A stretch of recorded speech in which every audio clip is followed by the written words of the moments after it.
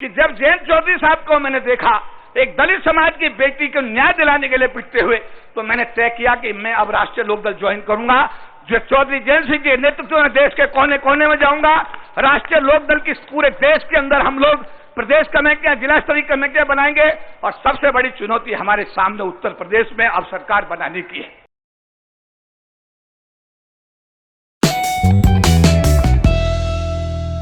भारत के संविधान निर्माता बाबा साहब अम्बेडकर अमर रहे। भारत के संविधान निर्माता बाबा साहब अम्बेडकर अमर रहे। जोरदार बोले, अमर रहे। चौधरी चरण सिंह अमर रहे। चौधरी अजीत सिंह अमर रहे। चौधरी जयंत सिंह जिंदाबाद। राष्ट्रीय लोकदल जिंदाबाद। राष्ट्रीय लोकदल जिंदाबाद। हमारी उत्तर प्रदेश की जनता जिंदाबाद और आगरा की जनता जिंदाबाद। मैं सरकार की नौकरी में था, एक अधिकारी था और देश के गरीब तबके के लिए, अनुसूचित जाति, जनजाति, ओबीसी, माइनॉरिटीज, इस वर्ग के लिए दिन रात काम करता था। मेरे बहुत सारे संबोधन पूरे देश और दुनिया में हुए, लेकिन राजनीति में आने के बाद ये मेरा पहला संबोधन है। और मेरा सौभाग्य देखिएगा कि बाबा साहब अम्बेडकर की कार्यस्थली आगरा से मेरा एक पहला राजनीतिक संबोधन हो रहा है। मैं आप सबका अभिनंदन करता हूं, आप सबका आशीर्वाद की उम्मीद करता हूं, आप सबका धन्यवाद करता हूं।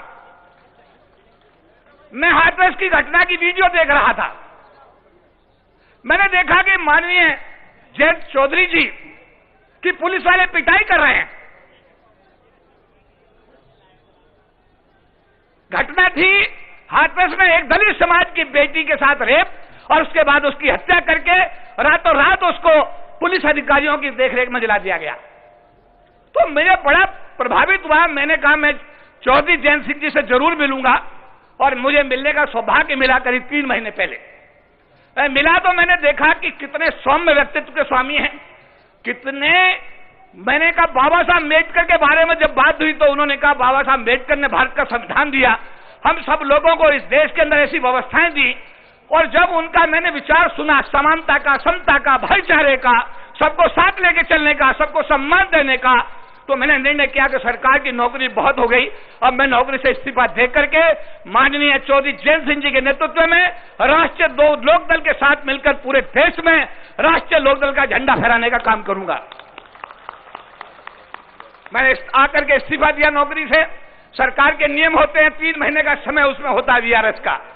मेरा सौभाग्य रहा कि 14 अक्टूबर 2021 को, जिस दिन बाबा साहब डॉक्टर भीमराव अंबेडकर ने आगरा की नागपुर की धरती पर 5 लाख लोगों के साथ बौद्ध धर्म स्वीकार किया था, भारत की सरकार ने मेरा इस्तीफा भी 14 अक्टूबर 2021 को स्वीकार किया।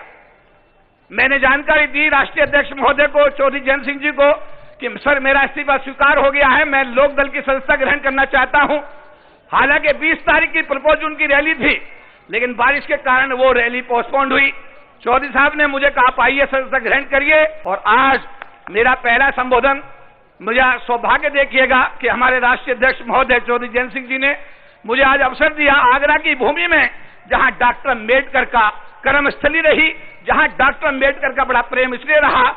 आज इस पवित्र भूमि पर मैं राष्ट्रीय लोकदल का एक कार्यकर्ता होने की हैसियत से आज अपने प्रदेश के हमारे जो भाई हैं, बहन हैं, माताएं हैं, बुजुर्ग हैं, बच्चे हैं, उन सबको अपनी बात रखने का, कहने का आज मुझे सौभाग्य मिला है। जैसा बताया गया कि मैं सरकार की नौकरी में था, मुझे बहुत मौके मिले राष्ट्रीय अंतर्राष्ट्रीय स्तर पर अपनी बात कहने का। 2 बार दुनिया के सबसे बड़े फोरम यूनाइटेड नेशंस और न्यूयॉर्क अमेरिका में मुझे बुलाया गया। एक बार जहां डॉक्टर अम्बेडकर गोलमेज सम्मेलन के लिए गए थे, दलितों के, अनुसूचित जाति, जनजाति समाज के आरक्षण के लिए, उसी ब्रिटिश की पार्लियामेंट में मुझे 1 घंटे का संबोधन करने का अवसर मिला। दुनिया की दूसरी पार्लियामेंट, जिसको कनाडा की संसद कहते हैं, उसमें मुझे बतौर मुख्य अतिथि 1 घंटे का मेरा संबोधन हुआ। दुनिया के कोने कोने में, चाहे स्कॉटलैंड रहा हो, चाहे आपका वैंकूवर कनाडा रहा हो, चाहे लंदन रहा हो, चाहे न्यूयॉर्क रहा हो, वाशिंगटन रहा हो, देश के कोने कोने में, दुनिया के कोने कोने में जाने का मुझे अवसर मिला और अपनी बात को कहने का मौका मिला। क्योंकि मैं अनुसूचित जाति समाज से आता हूं, उत्तर प्रदेश का रहने वाला हूं।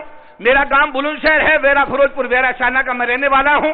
मैंने वहीं से बीएससी किया, चौधरी चरण सिंह विश्वविद्यालय से मैंने मास्टर्स की डिग्री हासिल की मेरठ से। उसके बाद में मैंने 84 में नौकरी ज्वाइन की और नौकरी में मुझे अनुसूचित जाति जनजाति समाज के जो संगठन है उनका राष्ट्रीय प्रधान महासचिव, 40 लाख लोगों का एक परिवार है, पूरे देश में फैला हुआ है।